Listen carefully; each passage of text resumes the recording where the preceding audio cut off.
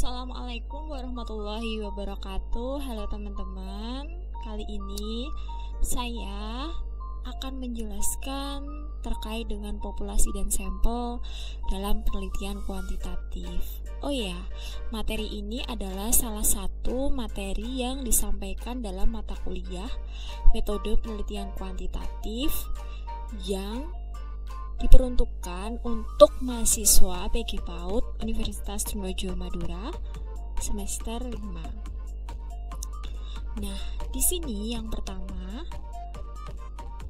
saya akan menjelaskan terkait dengan populasi. Apa sih sebenarnya populasi itu?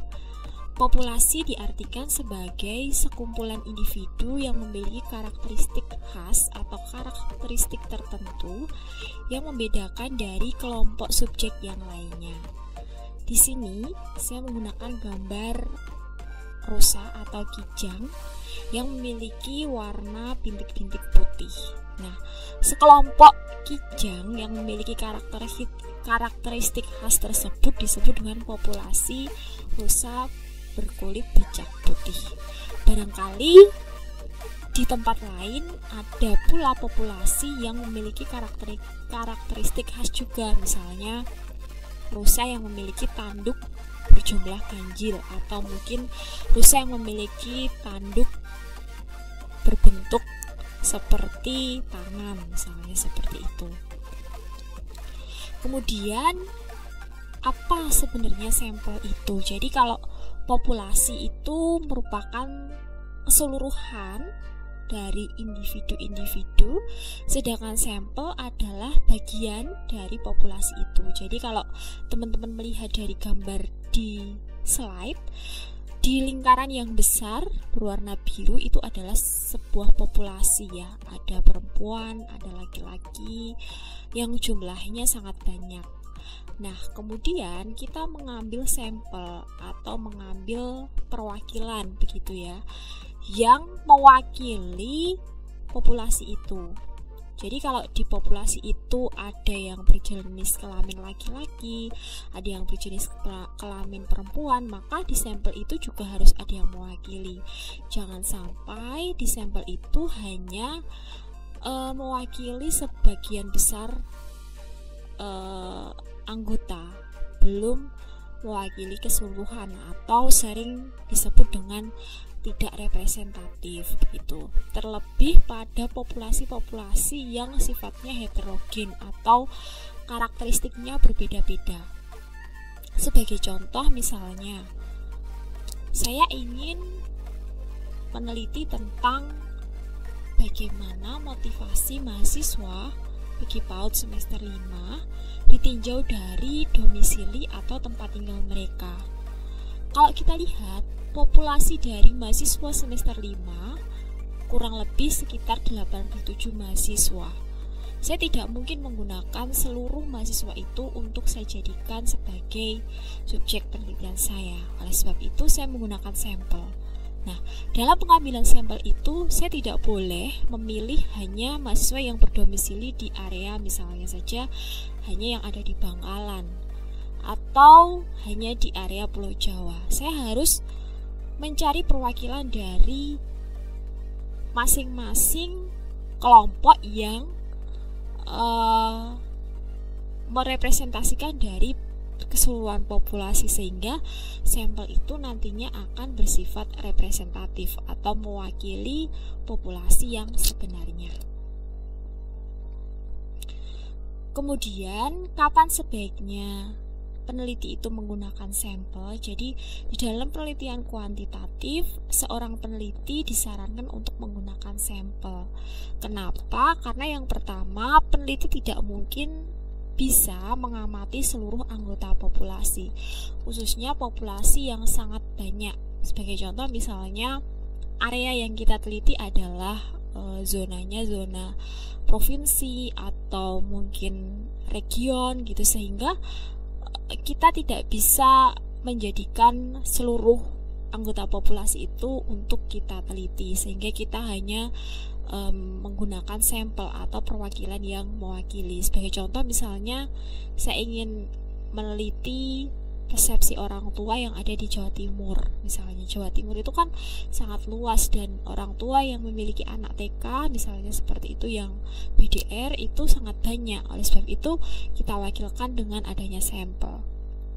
Kemudian yang kedua alasannya adalah menghemat waktu, biaya, dan tenaga. Tentunya apabila kita menggunakan populasi, maka waktu yang diperlukan untuk mengambil data, kemudian mentabulasi data maupun mengolah data akan lebih panjang. Begitu pula biaya yang dikeluarkan dan juga tenaga kita. Begitu. Kemudian apabila sampel itu diambil secara representatif, maka data yang diperoleh akan memberikan informasi yang menyeluruh dan mendalam ya. Misalnya ketika saya menggunakan populasi seluruh mahasiswa semester 5 tadi ya 87, kemudian saya menggunakan angket yang saya sebarkan ke semuanya, ke populasi begitu. Kemudian saya mentabulasikan hasil angket itu. Nah, terkadang kalau misalnya datanya terlalu banyak, itu tingkat kesalahannya cenderung lebih tinggi daripada datanya yang mungkin nggak terlalu banyak, sekitar 87 tadi, sehingga informasi yang diperoleh dari sampel itu malah justru akan lebih menyeluruh dan mendalam dibandingkan dengan kuantitas yang banyak tetapi hasilnya tidak teliti dan tidak tepat begitu. Kemudian di dalam bukunya Siswanto dan Suyanto saya juga menemukan bahwa apa saja sih sampel yang baik itu, ciri-cirinya. Yang pertama, sampel itu harus bisa mewakili populasi sesuai dengan sifat-sifatnya. Sesuai dengan yang sudah saya berikan contoh di awal tadi, apabila kita ingin mengambil perwakilan dari sejumlah populasi tadi, maka harus dipertimbangkan apakah perwakilan yang kita ambil ini benar-benar mewakili populasi. Sebagai contoh misalnya, tadi kan saya berbicara tentang domisili ya. Sekarang kalau misalnya dilihat dari misalnya motivasi mahasiswa PG PAUD semester 5 ditinjau dari status single atau sudah berpacaran misalnya. Saya tidak bisa mengambil sampel hanya mahasiswa yang memiliki pacar atau mahasiswa yang sudah menikah, tetapi saya juga harus mengambil sampel mahasiswa yang jomblo juga, sehingga itu benar-benar mewakili populasi. Karena populasinya itu nggak semuanya mahasiswa sudah punya pacar loh, ternyata ada yang sudah punya, ada yang belum, ada yang baru PDKT, ada yang sudah menikah dan sebagainya. Kemudian, sampel bebas dari bias, tidak boleh memunculkan prasangka imajinasi dari peneliti untuk mempengaruhi pilihan. Jadi, ketika kita memilih seseorang untuk dijadikan sampel, kita tidak boleh mencampur adukan prasangka kita ya. Misalnya, kita pengen melihat motivasi mahasiswa tadi ya. Kemudian kita berpikiran bahwa orang yang atau mahasiswa yang memiliki pacar itu motivasinya pasti tinggi, kemudian kita ambil tuh sampel mahasiswa yang memiliki pacar gitu, sedangkan yang jomblo tidak diikut sertakan misalnya seperti itu. Jadi tidak boleh seperti itu. Semua dari anggota-anggota populasi itu memiliki kesempatan yang sama untuk dijadikan sampel. Kemudian ini juga kaitannya dengan poin ketiga, bahwasanya ketika memilih sampel, peneliti itu harus melakukannya secara objektif. Artinya ya tadi tidak bisa berprasangka atau mungkin berpikiran bahwa sampel A ini akan menghasilkan seperti ini, belum tentu ya. Kemudian sampel yang baik harus menjaga akurasi, kemudian bersifat komprehensif, ekonomis, dan mudah didekati. Di sini sebagai peneliti kita juga harus bisa memperkirakan apakah sampel-sampel yang terpilih nanti ini bisa kita jangkau ya, baik itu secara fisik atau secara komunikasi begitu. Kemudian sampling ini kenapa di dalam penelitian kuantitatif itu sifatnya bisa mengeneralisasi atau membuat kesimpulan secara umum begitu ya. Jadi hasil dari penelitian kita terhadap sampel itu bisa digeneralisasikan atau bisa diberlakukan untuk populasi atau untuk khalayak yang banyak misalnya seperti itu. gitu. Jadi makanya generalisasi dalam kuantitatif itu memang menjadi poin penting gitu. Berbeda dengan kualitatif ya, yang dia itu tidak bisa berlaku pada semua populasi, tetapi kondisi-kondisi khusus atau keunikan tertentu. Kemudian cara pengambilan sampel itu dinamakan teknik sampling ya. Jadi ketika kita menentukan berapa jumlahnya sampel, itu ternyata ada cara-caranya atau ada teknik-tekniknya. Kita tidak bisa menggunakan terserah kita ya, apalagi tadi yang membawa perspektif sendiri, kemudian tidak objektif dan sebagainya. Oleh sebab itu di sini saya akan membahas tentang teknik pengambilan sampling. Sebelum masuk ke sana, di sini juga ada beberapa hal yang perlu teman-teman ketahui ya, apa saja yang menjadi pertimbangan dalam penentuan sampel. Yang pertama, tingkat keseragaman populasi.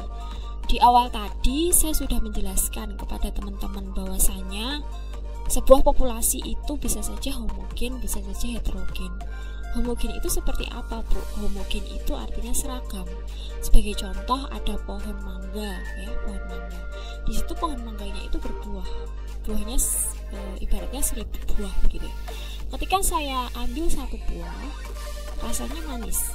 Kesimpulannya 999 buah mangga yang lain itu juga manis karena homogen, berasal dari pohon yang sama begitu. Nah, untuk penelitian sosial ini juga harus kita lihat ya, biasanya sangat jarang populasi itu bersifat homogen ya. Oleh sebab itu makanya kita harus mempertimbangkan ya, apabila populasi itu sifatnya heterogen, maka harus sampel yang kita ambil itu harus bisa mewakili apa yang menjadi populasi itu. Sebagai contoh misalnya seperti ini teman-teman, saya kasih contoh yang sederhana ya. Misalnya di sebuah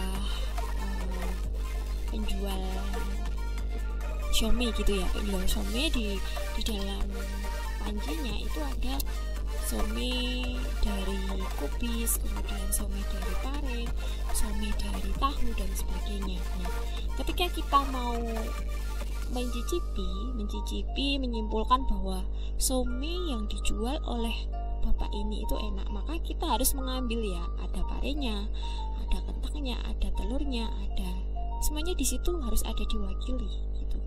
Ya, paham ya analoginya. Kemudian yang kedua, tingkat presisi penelitian. Biasanya semakin banyak jumlah sampel yang diambil, itu keakuratan datanya semakin baik ya, atau presisinya. Sedangkan kalau sampelnya sedikit, itu presisinya maka juga akan rendah begitu. Kemudian kita harus mempertimbangkan apakah rencana analisis kita itu juga bisa dikaitkan dengan sampel. Jadi kalau misalnya kita mau menganalisis variabel misalnya tingkat pendidikan orang tua ya, otomatis tingkat pendidikan orang tua ini kan stratanya banyak, ada dari SD, SMP, SMA, kuliah, S1, S2 dan sebagainya. Oleh sebab itu besar sampelnya juga harus banyak ya. Yang tadinya mungkin kalau cuman enggak variabel itu mungkin cuman 30, tetapi karena tadi stratanya banyak, bisa sampai 6, maka kalau 30 nanti SD-nya cuma 5 kan kurang, sehingga itu juga menjadi sebuah pertimbangan bagaimana rencana analisis nanti, apakah datanya cukup apa enggak. Kemudian pertimbangan dari sisi tenaga, biaya dan juga waktu ya. Meskipun tadi 3 pertimbangan tadi juga penting, tetapi yang keempat ini juga perlu diperhatikan oleh teman-teman ya. Apakah mungkin, apakah cukup, kemudian waktu yang diperlukan juga memadai dan sebagainya. Kemudian teknik pengambilan sampel itu dibedakan menjadi 2. Di sini saya typo ya nulisnya, ada probability sama non probability. Jadi probability sampling itu setiap individu itu memiliki peluang atau kesempatan yang sama untuk dijadikan sampel. Sedangkan non probability sampling itu individu itu tidak memiliki kesempatan yang sama untuk dijadikan sampel. Seperti apa maksudnya? Jadi seperti ini teman-teman. Misalnya di sebuah kelas itu mengadakan arisan ya, ada 10 anak yang ikut misalnya. Kemudian ketika pengajuan arisan itu kita pasti tahu ya bahwa peluang atau kesempatan dari 10 anak ini pasti sama ya, 10%. Bisa si A, bisa si B, bisa si C, bisa si D, bisa si E, dan sebagainya. Sama kesempatannya. Sehingga semuanya merasa deg-degan ya, waduh nanti aku dong yang dapat dan sebagainya. Nah itu namanya probability sampling, atau teknik yang memberikan peluang kepada seluruh anggota populasi dengan sama. Kemudian di dalam probability sampling teman-teman juga perlu tahu ya, di sana ada beberapa jenis. Yang pertama adalah simple random sampling. Simple random sampling itu merupakan pengambilan sampel yang dilakukan secara acak atau random dari populasi. Jadi cara pengambilannya itu dengan acak ya, bisa dengan undian, bisa dengan kocokan, bisa dengan aplikasi dan sebagainya. Kemudian yang kedua adalah proportionate stratified random sampling. Jadi di teknik proportionate stratified random sampling itu populasi yang ada itu ada stratanya, ada tingkatannya. Sebagai contoh di sini yang menjadi tingkatan adalah usia ya. Jadi yang usia 15 sampai 25 itu populasinya 100. 26 sampai 35 itu populasinya 200. Dan yang usia lebih dari 45 itu populasinya 200. Persentase yang diambil sebagai sampel itu sama, yaitu 10%. Nah, ini makanya proportionate stratified random sampling. Sedangkan disproportionate stratified random sampling ini adalah ada tingkatan atau strata, melainkan persentase pengambilan sampelnya itu berbeda. Kalau tadi kan sama-sama 10% ya, 10% dari masing-masing tingkatan. Sedangkan kalau disproportionate stratified random sampling ini karena jumlah dari masing-masing tingkatan ini tidak seimbang ya. Kita bisa lihat yang berpendidikan S3 itu hanya 4, S2 hanya 6, S1 90, SMA 800, SMP 700. Kalau kita ambil ibaratnya 10% semua, S3 0,4 sampelnya, nggak bisa. Sehingga populasi S3 ini semuanya dijadikan sampel. Begitu pula S2. Gitu. Makanya di sini jadi tidak seimbang atau tidak sama persentasenya. Karena tadi jumlah populasinya ekstrim ya, ada yang banyak banget, ada yang sedikit banget gitu. Kemudian ada cluster sampling atau area sampling, di mana kita menentukan sampelnya itu bila objek yang diteliti itu sangat luas, misalnya penduduk dari seluruh negara, atau di sini saya menggunakan ibu-ibu yang memiliki anak di kabupaten Bengkulu. Satu kabupaten itu idealnya kan 17 kecamatan ya, pasti banyak sekali. Sedangkan di dalam kabupaten itu pasti ada kecamatan-kecamatan yang mungkin bisa saja kecamatan-kecamatan itu memiliki kondisi yang berbeda, mungkin dari sisi geografisnya atau mungkin dari sisi akses pendidikan dan sebagainya, sehingga dari masing-masing kecamatan itu harus ada yang mewakili klasternya. Misalnya kalau di Kabupaten Bangkalan klaster Socah atau klaster Kamal, kalau di Kabupaten Bengkulu klaster Kamal, klaster klaster tanah merah dan sebagainya. Jadi harus ada perwakilannya, itu namanya klaster. Yang kedua, kalau tadi kita sudah membahas tentang probability sampling, di mana setiap individu yang dijadikan sampel itu memiliki peluang yang sama. Sedangkan non-probability, setiap individu ini tidak memiliki kesempatan yang sama untuk dijadikan sampel. Ya. Sebagai contoh di sini adalah accidental sampling atau sampel insidental, di mana dalam penentuan sampel itu berdasarkan kebetulan, yaitu siapa saja yang secara kebetulan bertemu dengan peneliti, sehingga dia yang bertemu itu dijadikan sampel. Tetapi tentu cocok dengan sumber data atau penelitian yang ingin diambil. Sebagai contoh misalnya, kita akan meneliti tentang opini masyarakat terhadap film Dilan. Ya, kemudian kita jalan-jalan ke sebuah mall, dan di bioskop itu kita kebetulan bertemu dengan orang-orang yang habis menonton film Dilan. Ini kan insidental ya, kebetulan, tidak ada rencana apa-apa gitu. Kemudian sampling kuota. Sampling kuota ini merupakan teknik untuk menentukan sampel dari populasi yang memiliki ciri-ciri tertentu sampai jumlah kuota yang diinginkan. Intinya kita sebagai peneliti bisa menentukan jumlah sampel yang kita inginkan. Ya. Sebagai contoh misalnya, seorang dosen akan melakukan penelitian tentang pendapat atau persepsi mahasiswa tentang subsidi kuota dari kampus. Maka kalau kita lihat ya, seluruh populasi mahasiswa itu banyak ya, misalnya 30.000 gitu. Si dosen ini karena tadi keterbatasan dan sebagainya, dia memberikan kuota atau membatasi jumlah sampel itu menjadi 500 orang saja gitu. Kemudian purposive sampling berasal dari kata purpose atau tujuan. Jadi pengambilan sampling ini berdasarkan tujuan, maksud tertentu, dan juga pertimbangan tertentu. Sebagai contoh misalnya, seorang mahasiswa PG PAUD ingin mencari sampel atau mengambil sampel atau menentukan sampel berdasarkan pertimbangan bahwa anak itu berusia 4-5 tahun ya. Otomatis yang usia 5-6 tahun nggak bisa tuh.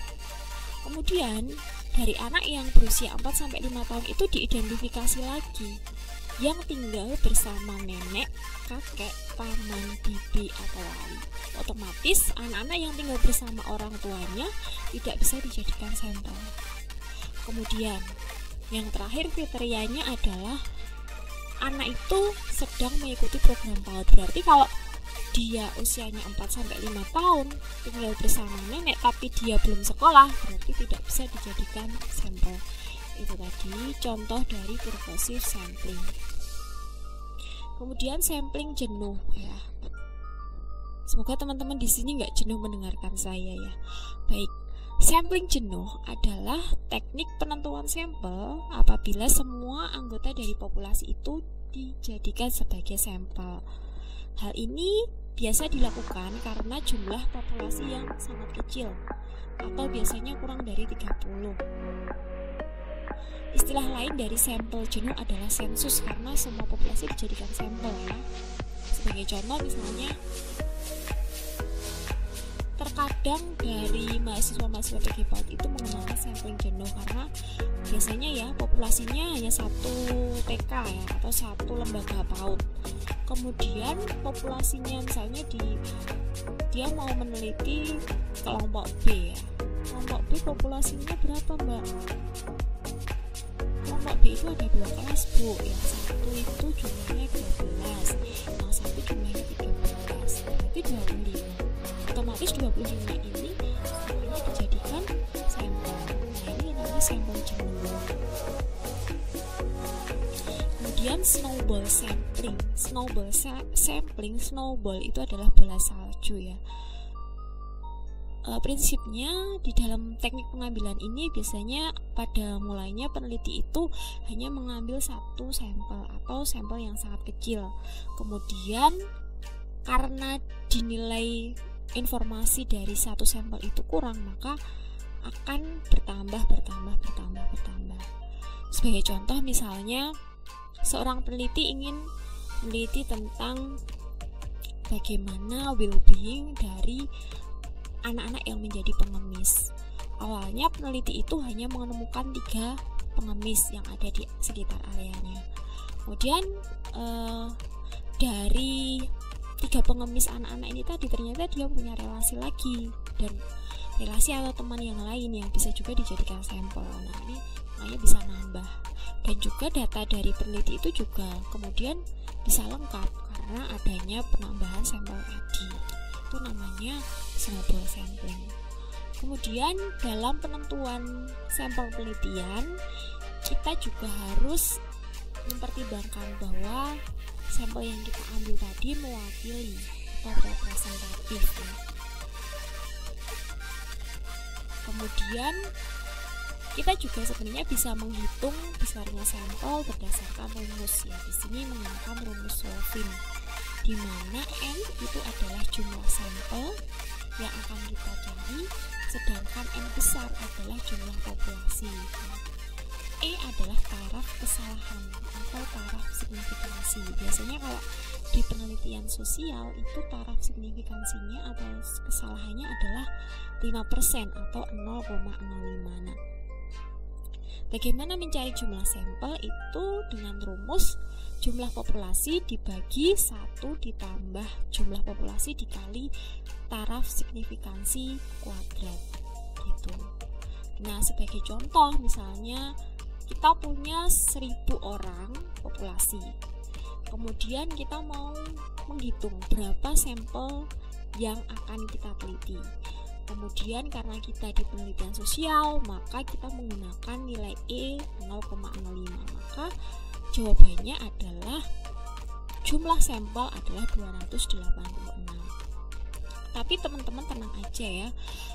Selain menggunakan perhitungan, ternyata ada Isaac dan Michael yang membuat tabel penentuan sampel ya. Sebagai contoh tadi 1000 ya. 1000 di sini teman-teman bisa lihat. 1000 kalau misalnya N ya, N besar 1000, maka jika taraf signifikansinya 1%, maka sampelnya adalah 399. Sedangkan kalau taraf signifikansinya 5%, maka sampelnya 258. Sedangkan kalau 10%, maka 213. 258 apakah sama? Maka berbeda dengan rumusnya Slovin begitu. Teman-teman bisa menggunakan yang mana saja, bisa menggunakan Slovin, bisa menggunakan Isaac and Michael. Tetapi mohon dipahami bahwa ketika kita menggunakan sebuah acuan ya, kita harus paham ya, jangan sampai nanti ditanya nih, populasimu berapa? 100, sampelmu berapa? 78, kok bisa? Ketawa. Harus dijelaskan, karena saya menggunakan tabel dari Isaac dan Michael. Kok kamu 80 nggak 78 misalnya? Saya menggunakan rumusnya Slovin. Rumus Slovinnya seperti apa? Saya seperti itu, ada dosen yang bertanya, maka kalian juga harus bisa menjawab. Intinya seperti itu. Jadi selain kebenaran dari pengambilan sampel ini, teman-teman juga harus tahu dasar atau landasan kenapa kita menggunakan atau ketemu dengan jumlah itu gitu.